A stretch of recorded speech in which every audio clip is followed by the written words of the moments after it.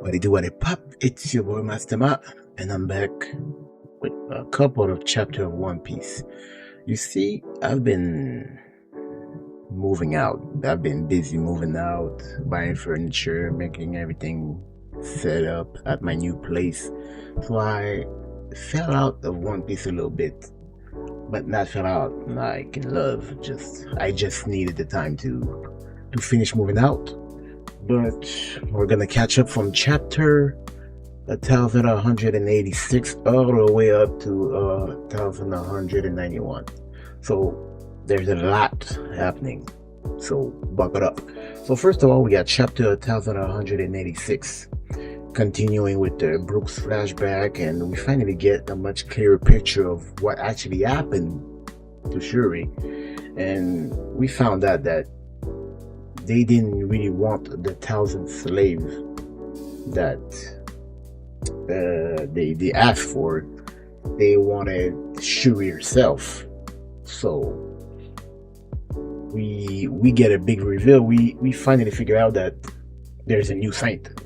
He's called Saint Man-Mayer Grow, and another the God's Knight, and he's Shuri's biological father. And that kind of surprised me because we know the relationship she had with her dad, and it's kind of saddening.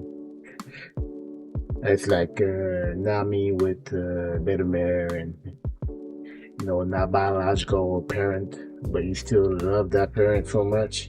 And by that time, Shuri's already completely changed. Imu has taken control of her, and she kills King Ruben. We don't even see him talk; he's just dead. And Rook tried to intervene, but he gets stabbed to the head. So you see we see the scar on Brook's head, that's because of that happening. But somehow, I don't know how, he survived. And I find it crazy. And you see Brook didn't really understand the power of devil fruits. You see, to him it was still kind of something supernatural because at the time, before we entered the Grand Line, it was. So he thought everything that happened in this period was just a big nightmare and everything. And now we're back in the present because the flashback kind of ends that way. Brooks sees Gunko.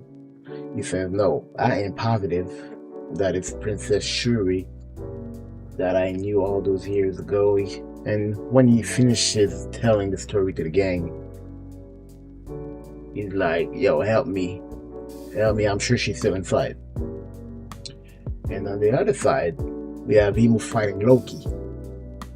And Imu starts talking about the events of about 800 years ago. So now we're getting into Joy Boy in the 4th century is what we think, but not quite. It's just a little sneak peek.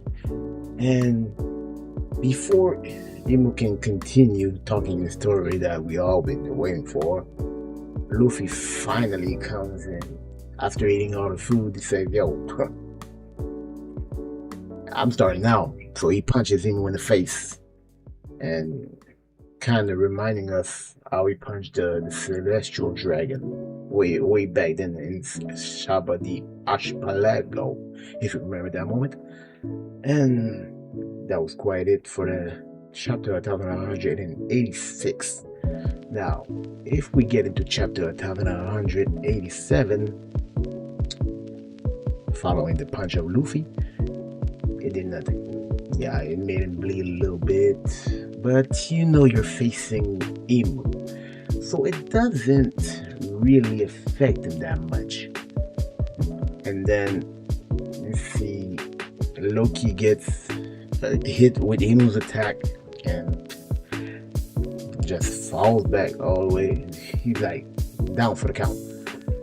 And you see Imu is really that strong.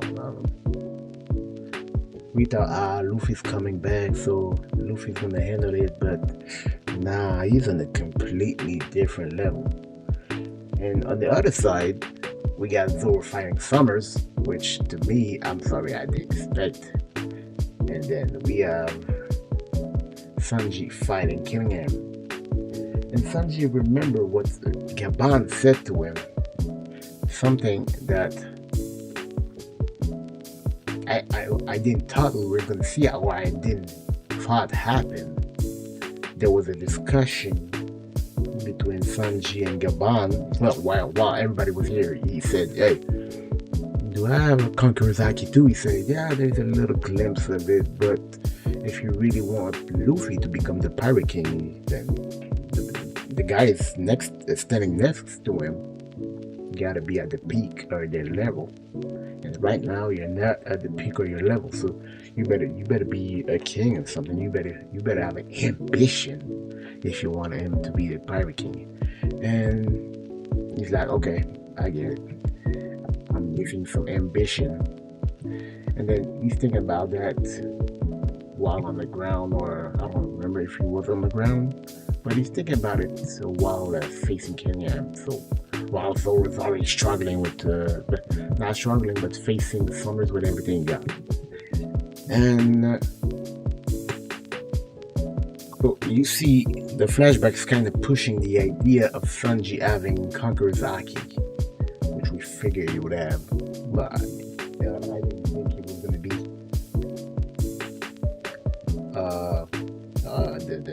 the left hand of Luffy without it. That would have been strange. And going back to Luffy, he finally enters Gear 5 against Imu, because you can't do it without Gear 5. And he says, "You look exactly like Joy Boy." And Luffy says, "I don't know who that is. I'm Monkey D. Luffy." So he's not trying to be Joy Boy. He's Luffy. And while fighting with Luffy, Imu realized, nope, that is not Joy Boy. Because a couple seconds later, he proves it. He's doing all the stuff he does in Gear 5, but it doesn't work. Like he's missing something. He even have a genie-looking transformation helping him, and it doesn't work. Like, Imu's just that guy. And that's when I really started to realize how strong he is. He defeated Kaido, Endo, the 5 elders somehow, but he's completely outmatched right now. Completely. So, and then the chapter kind of ends by Luffy getting stabbed, if I remember correctly. Hold up, let me go check my notes. After correction, the chapter ends on Luffy saying he's the only Luffy, he's Monkey D. Luffy, not Joy Boy. And then in the chapter 1188, that's when Imu comes to the conclusion that Luffy is not the Joy Boy he remembers. He's weaker. He's proving it by defeating him, like I said earlier. Even though you have the genie and everything, Imu is just that guy. And at one point, Imu tries to go after Loki again, who's already down for the count, and Jinbei steps in to protect him. That's my boy right there. But and then he started using a blade called Void, the blade of nothingness, and everything around starts to die. Like, you see the environment wither away. So whatever it is, it's dangerous for Luffy. But the end of the chapter is quite the worst thing that happened so far. You see Luffy getting stabbed by the sword, and he tells Luffy, like, "You're nowhere near the Joy Boy I remember." And not gonna lie, it's true. If you remember the Aki we felt in Egghead, Luffy doesn't have near that Haki. So Luffy got some upgrade to do right now, and I don't know where he's gonna do it because there is no time skip. You can just stop the fight, go into a time skip. No, there's none of that. And we go into chapter 1189. Luffy is in horrible condition. His Haki is slowly disappearing, and even Usopp is noticing that. He says, "Yo, something's wrong with Luffy. It's like I'm sensing something bad going on." And Jinbei notices because he has the Haki, but the fact that Usopp notices, I like that part. And we finally get some information about him, Imu, I mean. The weapons he's using are the weapons of the 19 monarchs who founded the government 800 years ago. The same ruler who supposedly placed the weapon around the empty throne that we see in how do you even call that place again? Marijois. Yeah. And you see that Imu knows about Luffy more than he expected. He knows about Ace, Sabo. He's been paying attention, knows about the War of the Best, knows about Shanks. He said, yeah, I've been watching, but why did you wait until right now to do a move? Like, you say he was a traitor earlier, but you should have killed him before the time skip. That's the way I see it. And then we get into a little bit of flashback with Loki, talking about Shanks talking to Loki about, hey, Loki, you gotta know this. This is very, very important. The 5 elders are not the people at the top of the world government. There's someone above them, hidden king of the world. And obviously, you see it right now, but I'm wondering, are there others like Imu, or is Imu the top dog, or are there the other monarchs, the other people that was at the top of the world, or is he the only one?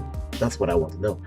And warns Loki that a massive war is coming and that the person secretly controlling the world government is super powerful, and we see it. And as we come back from the flashback, Imu was about to finish Luffy, and suddenly Gapan appears and he blocks Imu's attack,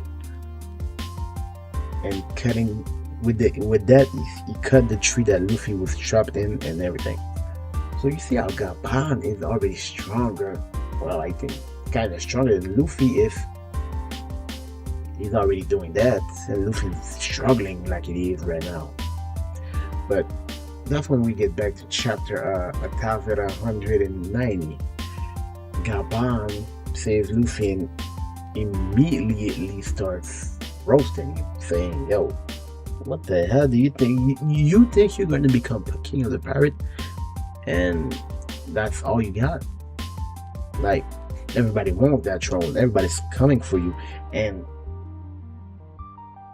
you think it's going to be a joke? But there's not going to be everybody saving you each and every time you get in trouble. And for real, you were speaking bars, because if you want to be at the top of the world, you cannot have people helping you like that. Maybe your crewmates, but not other people outside of your crew. Your allies, alliances, yeah, that's cool, but not people that have no relation with you. So props to Gapan for that. And during this fight, we also get interesting dialogue about Roger and Joy Boy. And if I remember correctly, let me check what it was. But I find it's not really a dialogue, but it's more like they knew they were early. They learned the truth. They reached Laugh Tale and everything. They couldn't actually do anything without with the information they found, they knew they couldn't do anything because they knew that they couldn't be the one to unlock everything. And Gabon, and I'm sure that Red Lead as well, sees that Luffy is the guy that Roger's been waiting for. And despite his age, Gabon is still able to fight Emu, but Luffy is not. And that's a problem, because if you want Luffy to be at the top of the world, we gotta be able to. And there's a clash coming in. Gabon's about to throw his big attack. Emu's about to throw a big attack too. Not his biggest, because he's still that guy. And at the end, we see Gabon laying down on the ground, left arm cut off. Just his left arm is cut off. And it kind of reminded me of the Naruto and Sasuke pose in the final battle. And Luffy is shot. Well, I was shocked too. Everybody was shocked, like, oh shit. We thought we was getting more than that, and Emu just show us that he's completely overwhelming the situation once more. And then we get to chapter 1191, the chapter that is currently out because we have a break next week. Luffy reaches Gabon and he feels guilty because, like, yo, you saved me and shit. They want you to lose an arm. And Gabon tells him, don't blame yourself. I try to attack him and he's strong and everything. But you see, Emu's just that guy. I said it a lot of time in this video. Emu's just that guy. And the funny part is, I thought that was his final transformation. Not at all. Not at all. Like Frieza said, it's not even my final transformation. And he transforms again. And he looks more demonic. So, I don't know how I feel about that format. I don't really like it. I like the old one. So, but he has more arms, more tattoos on his arms, and Emu says, yo, I recognize him. He says, yo, Roger's crewmates are still alive. These motherfuckers that keep getting in my way are still alive. Well, fuck. He remembers Gabon from God Valley. He's like, shit, man, all these motherfuckers always try to get in my way. He said, yo, you should have been eliminated with that rocks guy. So we know Gabon. He was important during God's Valley, but not really important because it was just there. But to remember them decades ago, 2 decades after, you gotta make an impression of him. And Gabon, noticing that shit's about to go left, say, yo, he tells Luffy, grab your group, get out. Luffy's like, no, I can't. He said, grab your group, get out, because it's about to go left. Take everybody with you. Might as well take the Elbaf, get out, because it's about to go left. It's not your battle. Luffy said, hell to the no, man. He said, if I'm gonna get up, and when I get up, it better heal. Shit. It better heal. And then Emu goes to finish off Gabon and Luffy, and they was about to get finished off. And Azurudin, of all the people, honestly, I didn't expect Azurudin to come. And he punches Emu away, but since I don't know if it's Konkurozaki, but you're the son of Arrow, so you might as well have it. And nope, doesn't do nothing. Emu attacks, does a little flick of the wrist, I think, attacks Aubergine, and Aubergine's still standing up, so I gotta give props to him. But he said, I was like on his knees, says, even if I go down, we got Loki. Elbaf still has Loki. And right after he said that, Loki arrives. He said, "Yo, bro, get ready." Bet. Yo, they prepare a three conquerors sovereignty. I don't know if I got the name correctly. Three conquerors. Well, that's how I'm gonna call it. Three conquerors of sovereignty, and it was beautiful to see. But I don't know how this is gonna end. Honestly, because Gaban's down, Luffy's barely hanging on, Loki's barely hanging on. Ajudin is not as strong as them. Zoro and Sanji are busy fighting the other God Knights. Who else? Jinbei's protecting the crew because who the fuck could protect them? And we need help. We need checks. Somebody call Shanks. We need help. Somebody call Blackbeard, even though we don't like that guy. And we need help. Somebody call who's the man? Call Buggy. Might as well call the other emperors, man. We need the help. Hey, we definitely need the help. But that's what I thought about the chapters.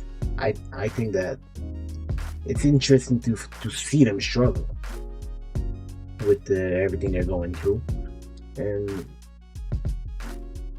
I want to see more of them struggling, not just going straight and beating everybody up. But let me know what you think about the chapters. Write in the comments, and like and subscribe, and thank you for watching.